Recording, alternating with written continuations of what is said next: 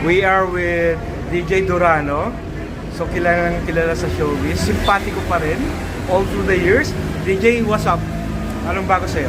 Yes, I'm good. And of course, nandito tayo ulit sa industriya na pinakamamahal ko. Of course, just like all other artists na talagang minahal ang industriya, katulad nila Goma, who's also going back to the business, Robin Padilla.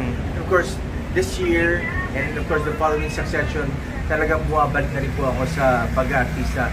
Of course, ang aking craft, of course, ang industriyang nagmahal sa akin for so many years.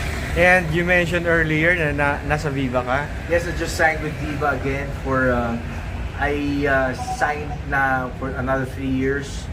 And hopefully we're doing so many movies again. Yung mga pelikulang nakasanayan niyo pong gawin namin, yung mga comedy, yung mga drama, of course, we'll do that again sa Viva.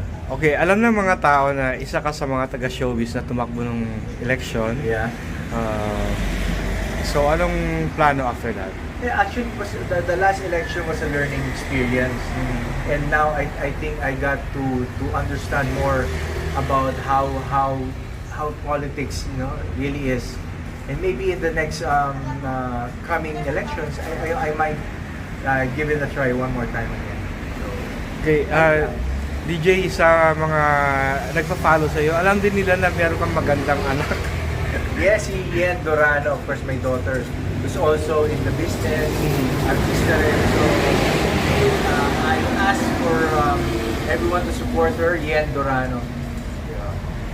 Okay, so any other shows?